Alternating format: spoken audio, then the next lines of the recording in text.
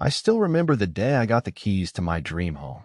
After years of saving every penny from my law firm salary, I finally had a place to call my own, a charming two-story colonial with a wraparound porch in the prestigious Oakwood Estates. The kind of neighborhood with tree-lined streets where kids actually play outside and neighbors wave as they walk their dogs.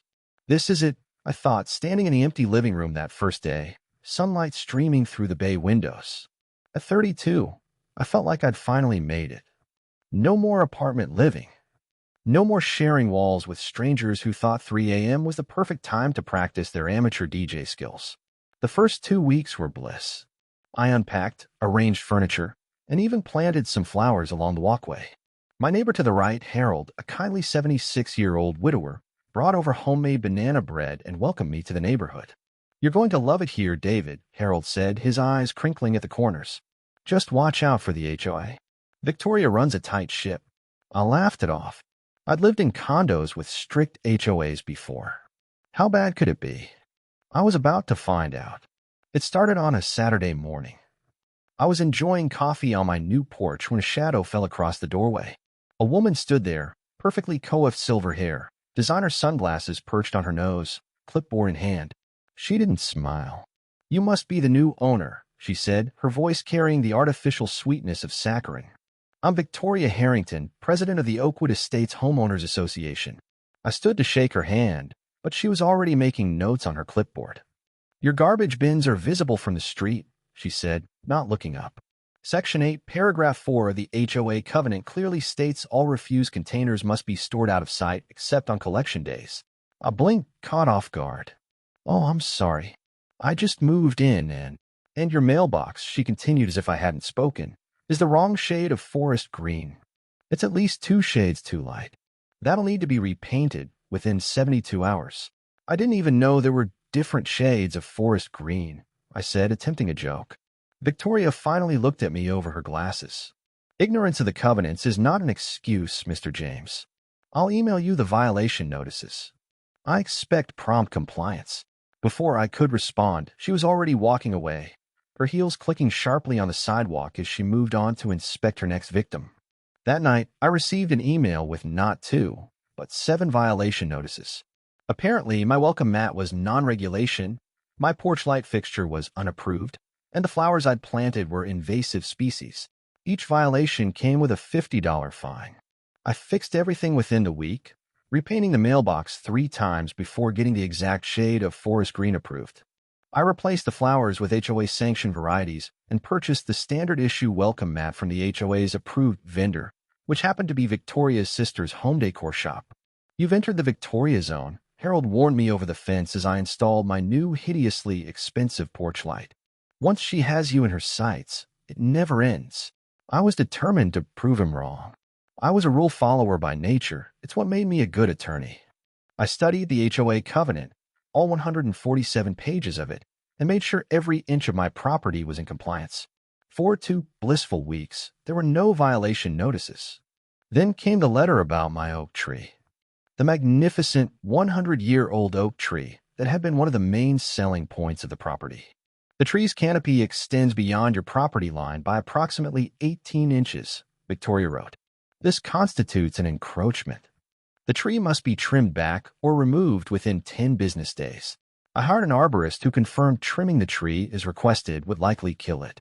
So I sought a variance at the next HOA meeting. The meeting was held in Victoria's immaculate living room, where 12 uncomfortable folding chairs were arranged for homeowners. Victoria sat in a plush armchair that looked suspiciously like a throne. "I'd like to request a variance for my oak tree," I said when it was my turn to speak. I presented the arborist's report and photos of the tree, which had been there since long before the neighborhood was built. Victoria barely glanced at my materials. "The covenant is clear. The request is denied." "But the tree predates the covenant," I argued. "And it's part of the neighborhood's charm. The previous owner signed the covenant when this development was established," Victoria replied coldly. "Your request is denied." Next item. I looked around the room for support, but the other homeowners avoided my eyes. Only Harold gave me a sympathetic glance. The next day, I came home from work to find a notice taped to my door. Victoria had ordered a safety inspection of my property in my absence and discovered 6 new violations, including excessive water usage for the sprinkler system I used to keep my lawn the exact shade of green required by the covenant. The fines totaled $1,200. This pattern continued for weeks. If I fixed one violation, Victoria would fine two more. My trash bins were 2 inches too close to the fence. My garden hose wasn't properly stored. The paint on my shutters was showing signs of premature wear. I appealed each violation. Victoria denied each appeal. After 3 months, I'd paid over $5,000 in fines. My dream home had become a nightmare, and I was beginning to understand the defeated looks I'd seen on my neighbors' faces at the HOA meetings. One evening, as I was meticulously measuring the height of my lawn with a ruler, the HOA covenant specified grass could be no shorter than 2 inches and no taller than 2.75 inches. Harold called me over to his fence. "David, son, you need to know something," he said, his voice low. "You're not the first person Victoria has targeted like this. There's a pattern." I leaned on the fence, exhausted from the constant battle. "What do you mean?" Harold glanced around nervously. "The Patels who live in your house before you? Lovely family. Victoria drove them out with fines and violations until they couldn't take it anymore. Same thing happened to the Johnsons before them. And the Goldsteins who used to live in the blue house down the street." I frowned. "But why? What does she get out of making people miserable?" Harold's weathered face darkened. "Haven't you noticed who buys the houses when people leave? Always the same realtor. Beacon Properties." The name sounded vaguely familiar. I'd seen their signs around the neighborhood. "Victoria's son, Thomas, runs Beacon Properties," Harold continued. "They buy the houses at well below market value from desperate people who just want out. Then they flip them for a tidy profit." A chill ran down my spine. That's illegal. It's harassment, fraud, maybe even racketeering." Harold shrugged. "Good luck proving it. Victoria is careful. Everything she does is technically within the bounds of the covenant. She's been doing this for years." I was about to ask more questions when my phone buzzed. Another email from Victoria. Another violation. This time for unauthorized gathering. Apparently, my conversation with Harold violated the noise ordinance section of the covenant. I'd had enough. I was about to call my colleague who specialized in real estate law when there was a sharp knock at my door. It was a courier delivering a certified letter. My hand shook as I opened it. Notice of covenant violation and intent to foreclose. The letter stated that due to my persistent and willful violations of the HOA covenant, the board, meaning Victoria, had voted to place a lien on my property and begin foreclosure proceedings. I had 30 days to pay all outstanding fines, which now mysteriously totaled $14,750, or vacate the premises. I stood in my immaculate, regulation-compliant living room, the foreclosure notice trembling in my hand, and something inside me snapped. Victoria Harrington had no idea who she was messing with. She thought I was just another pushover homeowner she could bully and profit from. But she'd made one critical mistake. She'd targeted a housing attorney who specialized in predatory HOA practices. Game on, Victoria. Game on. The foreclosure notice sat on my kitchen table like a ticking bomb. I stared at it, my initial shock giving way to cold, calculating anger. In my 7 years as an attorney, I'd seen plenty of HOA abuse cases, but never thought I'd become one myself. Time to put my legal training to work. First step, know your enemy. I pulled out my laptop and began searching for everything I could find on Victoria Harrington. Social media yielded little. She had a carefully curated Facebook page showing her at charity galas and garden club meetings. LinkedIn showed she'd never had a real job, just a series of volunteer positions with increasing levels of authority. President of the Garden Club, treasurer of the Symphony Guild, and for the past 12 years, president of the Oakwood Estates HOA. 12 years. That seemed excessive for what was supposed to be a rotating position. I dug deeper. Property records showed Victoria and her husband, Judge Theodore Harrington, had lived in Oakwood Estates for 15 years. The judge had passed away 5 years ago, leaving Victoria a substantial estate. And then there was Thomas Harrington, their only son. As Harold had said, Thomas was the owner of Beacon Properties, a local real estate company that specialized in distressed properties in premium neighborhoods. Their website featured several homes in Oakwood Estates, including, I felt a chill, my house from when it was last sold. I clicked through photos of my home from 2 years ago.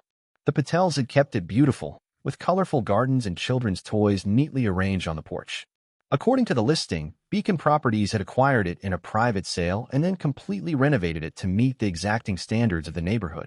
Translation, they'd hounded the Patels until they sold for pennies on the dollar, then made cosmetic changes to flip it at a premium. I needed to know more about the Patels and others who'd been driven out. I needed evidence. The next morning, I called in sick to work and drove to the county records office. As an attorney, I knew my way around public records, and by lunchtime, I had a stack of documents showing property transfers in Oakwood Estates for the past 10 years. The pattern was undeniable. At least twice a year, a property would be transferred to Beacon Properties at well below market value, only to be resold months later at a substantial profit. In total, Thomas Harrington's company had acquired and flipped 17 homes in Oakwood Estates. But I needed more than patterns. I needed victims. Back home, I changed into running clothes and began jogging through the neighborhood, mapping out homes that had been flipped by Beacon Properties. As I passed Harold's house, he was outside watering his meticulously maintained lawn, exactly 2.5 inches tall, no doubt. "Afternoon run," he called out. I slowed to a stop. "Actually, Harold, I'm doing some research. I'm fighting back against Victoria." His eyes widened, and he glanced around nervously before motioning me closer. "Come inside," he said. "Not safe to talk out here. She has spies everywhere." Harold's home was a time capsule from the 1970s, but spotlessly clean and perfectly compliant with all HOA regulations. Photos of a woman, his late wife, I presumed adorned every surface. "Diane and I were one of the first families to move in here, back in '72, he said, following my gaze to the photos. "Before the HOA. Before Victoria. What happened?" I asked. "How did she get so much power?" Harold sighed heavily. "Judge Harrington happened. When they moved in, he used his connections to establish the HOA. Said it would maintain property values. Victoria was just the judge's wife then, organizing garden parties. But after he died, she changed. She became a tyrant," I supplied. "Worse," Harold shook his head. "She became calculating. Started targeting certain homeowners. Young families, elderly folks living alone, people who couldn't afford to fight back. Like the Patels who had my house?" Harold nodded. "Lovely family. 3 young children. Mr. Patel was some kind of computer programmer who worked from home. Victoria cited him for running a business out of his residence. When he fought back, she escalated. Eventually, they couldn't afford the fines. Had to sell fast. To Beacon Properties," I said grimly. "You've been doing your homework." Harold looked impressed. "Yes, Thomas swooped in with a cash offer. Half what the house was worth, but the Patels were desperate." I pulled out my notebook. "I need names, Harold. People who will talk about what happened to them." Harold hesitated. "Most won't speak up. They're afraid Victoria still has influence, can hurt them somehow. But," he thought for a moment, "try Elaine Williams. She used to live in the Blue Colonial on Maple. Victoria drove her out 3 years ago. She's in the Riverside Apartments now. And Gabe and Tony DeMarco, the couple who had the ranch house on Elm. They might talk." By the end of the day, I had a list of 7 former Oakwood Estates homeowners who had sold to Beacon Properties under suspicious circumstances. I spent the next week tracking them down. Elaine Williams, a retired school teacher, broke down crying when I mentioned Victoria's name. "I lived there for 22 years, she said, her hand shaking as she showed me pictures of her former garden. "After my husband died, Victoria started claiming my yard wasn't maintained properly. I hired gardeners, but she finds something wrong every week. Dead leaf, crooked flower bed." The fines kept coming. I was on a fixed income. Her voice trailed off. I gently steered the conversation back. "And Beacon Properties approached you?" Elaine nodded. "Thomas Harrington. Such a charming young man on the surface. Said he was doing me a favor, offering cash for a problematic property. I took it. Had to. The HOA fines were more than my mortgage." The DeMarcos told a similar story, as did the Levinsons, the Coopers, and the Talbots. All had been methodically targeted, buried in violation notices and fines, then rescued by Thomas Harrington's lowball cash offers. But it was my visit to Raj Patel, the former owner of my house, that truly confirmed the scope of Victoria's scheme. We tried to fight, Raj said, sitting across from me in the small apartment his family now rented. I kept records of everything. He retrieved a large plastic storage bin from a closet and placed it on the table. Every violation notice, every appeal, every correspondence with Victoria and the HOA board. I opened the lid and found hundreds of documents, meticulously organized and dated. Raj had documented everything, including Victoria's increasingly hostile emails and the sudden escalation of fines after he'd questioned her authority. "May I borrow these?" I asked, my attorney mind already cataloging potential legal claims. Raj hesitated. "What are you going to do?" "I'm going to expose Victoria and her son for what they really are. Predators." Raj exchanged a look with his wife, who had been silently watching us from the kitchen doorway. "You'll need this too, then," she said, retrieving a USB drive from a drawer. "Audio recordings of HOA meetings." Victoria didn't know my husband works in IT and always wears a recording pen. This was gold. Potentially inadmissible in court depending on state wiretapping laws, but invaluable for my investigation. Armed with Raj's documentation and testimonies from other victims, I now had enough to establish a pattern of harassment and fraud. But I needed to understand exactly how Victoria was manipulating the HOA covenant to make it all appear legitimate. That meant infiltrating the HOA board. Fortunately, I discovered that the board's treasurer, Benjamin Wright, was up for retirement and moving to Florida. I approached him after accidentally running into him at the local coffee shop. "I've been thinking about getting more involved in the community," I said casually. "The HOA treasurer position seems like a good fit for someone with my financial background." Benjamin looked around nervously. "You don't want that job, trust me. Victoria runs everything. The rest of us are just for show." "Still," I pressed, "it would be good experience." "How does one get nominated?" Benjamin sighed. "Victoria nominates new board members herself. But between you and me, she's desperate to replace me before I leave. The annual audit is coming up, and she needs someone to sign off on the finances." I raised an eyebrow. "Is there something wrong with the finances?" Benjamin's expression turned guarded. "I didn't say that. But if you're really interested, I'll mention your name to her." A week later, I received an email from Victoria herself, inviting me to discuss a potential leadership opportunity within our community. The meeting was set for her home office the following Tuesday. I spent the weekend preparing, reviewing everything I'd learned about Victoria's scheme. There was still a missing piece, though. How was she getting away with targeting specific homeowners while leaving others alone? The HOA covenant applied to everyone equally, unless it didn't. I went back to the covenant document, all 147 tedious pages of it, and this time I read between the lines. Section 12, paragraph 7, subsection C caught my attention. The board president reserves the right to grant temporary exemptions to covenant requirements in cases of hardship, renovation, or other circumstances deemed appropriate by board leadership. There it was, the loophole. Victoria had given herself the power to selectively enforce the rules. The day of my meeting with Victoria arrived. I dressed in my most conservative suit, the one I wore for federal court appearances, and arrived at her doorstep precisely on time. Her home was exactly what I expected, a showcase of wealth and taste, with not a throw pillow out of place. Victoria received me in a home office larger than my entire first apartment. "Mr. James," she said, gesturing to a chair across from her massive desk. "I understand you're interested in the treasurer position." "I am," I replied with just the right amount of deference. "I believe my skills could be valuable to the community." Victoria studied me. "Your property has had quite a few violations recently." I feigned embarrassment. "Yes, I'm still learning. But that's partly why I want to get involved to better understand the covenant and help maintain our community standards." Victoria tapped her manicured nails on the desk. "Benjamin speaks highly of your financial acumen. And we do need someone detail-oriented." I nodded eagerly. "I'm very thorough with numbers." "The position requires absolute loyalty to the board's decisions," she continued, watching me carefully, "even when those decisions might seem stringent to some homeowners." "Of course," I said. "Rules are rules." Victoria smiled for the first time since I'd met her. It didn't reach her eyes. "Well then, I think you might be a good fit. The position is yours if you want it. You'll have access to all financial records and accounts. Benjamin can train you before he leaves." I feigned surprise and gratitude. "Thank you, Mrs. Harrington." I won't let you down. Victoria, please, she said with artificial warmth. We're colleagues now.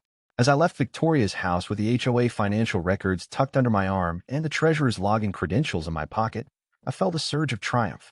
I now had access to everything I needed to bring her down. What Victoria didn't know was that before becoming a housing attorney, I'd spent 3 years in the white-collar crimes division of the district attorney's office. I knew exactly what to look for in financial records when someone was running a scam, and I was about to find it. Back home, I spread the financial documents across my dining room table and logged into the HOA's accounting system.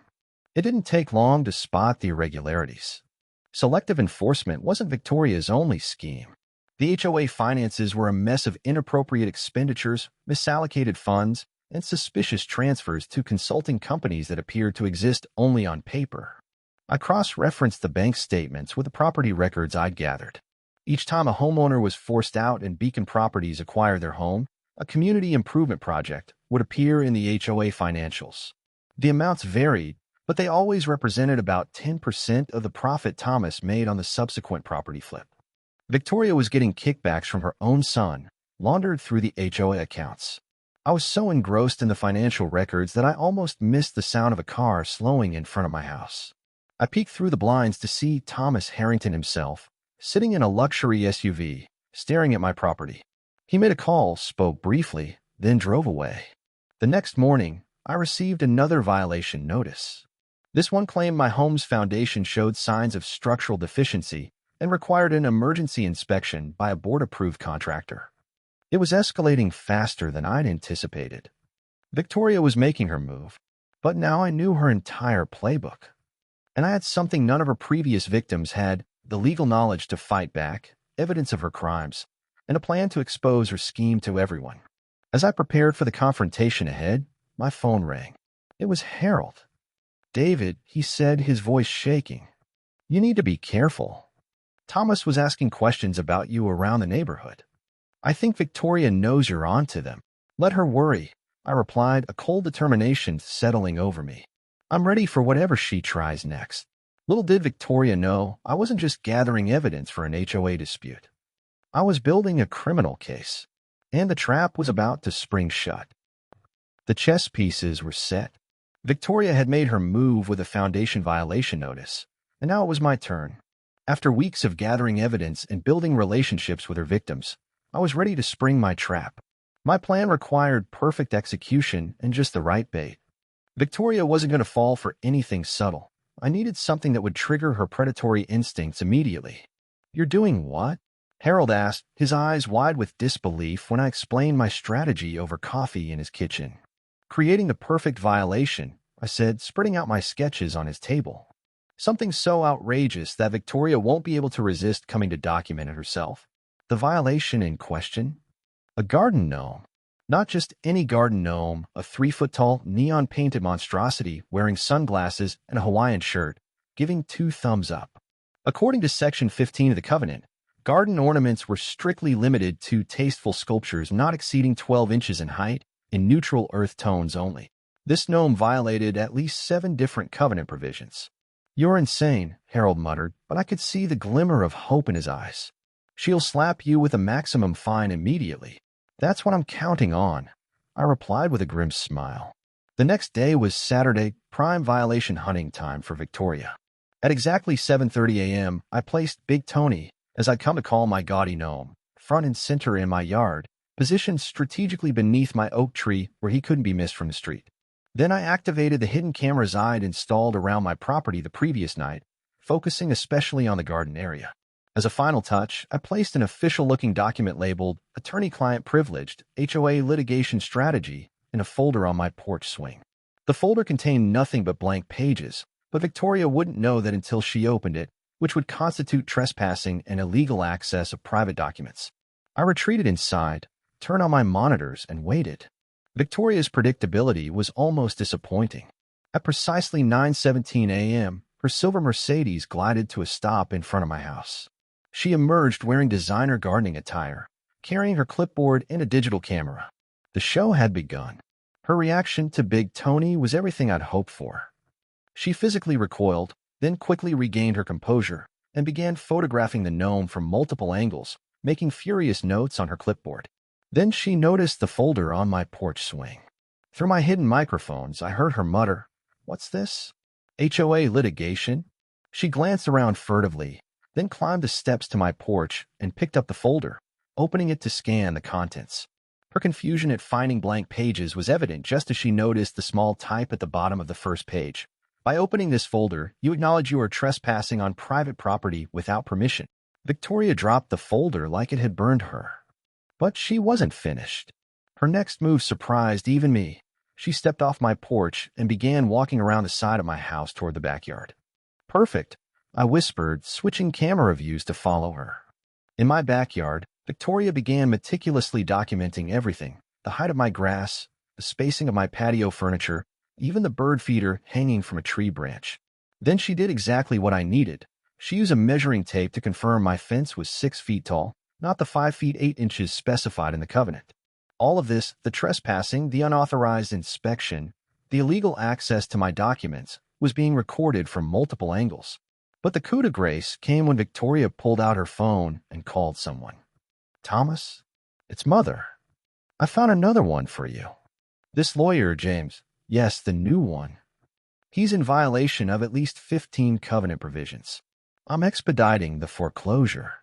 Yes, I know you want this property. The corner lot with the oak tree increases the value considerably. No, he can't afford to fight us. No one ever wins against us. I couldn't have scripted it better myself." As Victoria left my property, I was already preparing for Phase 2, the emergency HOA meeting I knew she would call. Sure enough, by 3 p.m., all homeowners received an email announcing an emergency meeting that evening to discuss serious covenant violations threatening property values. The meeting would be held at Victoria's home at 7 p.m. sharp. Time to set the final pieces in motion. I called my old law school roommate, Javier Dominguez, now the assistant district attorney for our county. "Everything is set," Javier confirmed. "I've reviewed all your evidence. The financial records alone are enough for fraud charges, but the recording of her admitting to the scheme with her son seals it. We'll be there at 7:30. At 6:55 p.m., I arrived at Victoria's house for the meeting, dressed impeccably in my best suit. Other homeowners were already filing in, looking nervous as they always did at these confrontations. Victoria had arranged her living room with the usual throne-like chair for herself and uncomfortable folding chairs for everyone else. Thomas Harrington was present as well, sitting smugly in an armchair to his mother's right. At exactly 7 p.m., Victoria called a meeting to order. "We're here tonight to address a serious violation by one of our newer residents," she began, fixing me with an icy stare. "Mr. James has repeatedly and willfully violated our community standards." She displayed photos of Big Tony the Gnome on a large TV screen, eliciting gasps from several homeowners. Furthermore, Victoria continued, "Inspection of Mr. James' property revealed structural modifications made without board approval, improper fencing height, and unauthorized landscaping changes." I raised my hand politely, playing the role of the intimidated homeowner perfectly. "Mrs. Harrington, may I respond to these allegations?" Victoria smiled coldly. "Of course. Though I should inform everyone that the board has already voted to proceed with covenant enforcement, including potential foreclosure proceedings." This drew concerned murmurs from the audience. No one had mentioned a board vote. I stood and approached the front of the room, carrying a small laptop. Before I address the violations, I'd like to clarify something for everyone present. How many of you are aware that Victoria and her son Thomas have been systematically targeting homeowners, burying them in violation notices and fines until they're forced to sell to Thomas's company at drastically reduced prices? The room went dead silent. Victoria's face contorted with rage. "This is slander. You have no evidence." I interrupted, opening my laptop. "Actually, I have quite a bit." I connected my computer to her TV and began displaying documents, the property records showing patterns of Beacon Properties acquisitions, financial statements showing Victoria's kickbacks, and testimonial statements from former residents. "This is absurd," Thomas interjected, standing up. "Mother, we should end this meeting immediately." "I agree," Victoria snapped, reaching for my laptop. "This meeting is adjourned." "Before we go," I said calmly, "there's one more thing everyone should see. I played the video of Victoria trespassing on my property that morning, culminating with her damning phone call to Thomas. The homeowners watched in stunned silence as Victoria's scheme was laid bare in her own words. When the video ended, I turned to face Victoria and Thomas directly. I've been building a case against you for weeks. Every homeowner you've driven out, every dollar you've embezzled from the HOA funds, every manipulation of the covenant, it's all documented. Victoria's face had gone from red to ashen. You were setting me up. I prefer to think of it as giving you enough rope, I replied. By the way, that gnome is actually HOA compliant. Section 15 was amended last year to remove height restrictions on garden ornaments. You would know that if you'd actually read the updated covenant instead of using outdated copies to terrorize homeowners. Thomas grabbed his mother's arm. We're leaving. No, don't say another word, Mother. That would be unwise, I said as the doorbell rang. In fact, that should be the district attorney's office now. Javier entered with 2 police officers, his badge displayed. Victoria Harrington and Thomas Harrington. I'm Assistant District Attorney Dominguez. We have warrants for your arrests on charges of fraud, harassment, conspiracy, and embezzlement. Victoria lunged for her purse, pulling out car keys. This is ridiculous. You can. But as she tried to rush past the officers, she tripped over one of her own uncomfortable folding chairs and fell spectacularly, landing face first on her immaculate white carpet, leaving a perfect lipstick stain that would certainly violate her own cleanliness standards. As the officers helped Victoria to her feet and read her rights, Thomas attempted to slip out the back door, only to run directly into Harold, who was standing there with 2 more police officers. Going somewhere, Sonny? Harold asked with the biggest smile I'd seen on his face since I'd met him. The aftermath was everything I could have hoped for. Victoria and Thomas were both charged with multiple felonies. The evidence was so overwhelming that they accepted plea deals rather than face trial. Victoria was sentenced to 5 years in prison and ordered to pay restitution to all the homeowners she had victimized. Thomas lost his real estate license permanently and received 3 years of probation plus community service, specifically maintaining the gardens of Oakwood Estates. The HOA was completely restructured, with a new board elected democratically by all homeowners. The covenant was simplified from 147 pages to just 12, focusing on basic maintenance standards rather than arbitrary aesthetic rules. And as for me, I was unanimously elected as the new HOA president, a position I accepted on the condition that term limits would be strictly enforced. My first act as president was to install Big Tony the Gnome as our official community mascot. He now sits proudly at the neighborhood entrance, a gaudy symbol of victory over tyranny. Harold often joins me for coffee on my porch, where we watch the neighborhood children playing freely on lawns that are no longer measured with rulers. You know what the best part is? Harold said to me recently, all those families that Victoria drove out, many of them are coming back. The Patels just bought the house across the street. Indeed, Victoria's karma had come full circle. The homes acquired through her scheme were sold back to their original owners at fair market value, funded by the restitution payments and the liquidation of Victoria's assets. Sometimes karma needs a little help finding its target. And sometimes, when an HOA Karen tries to evict the wrong person, she discovers too late exactly who she's messing with.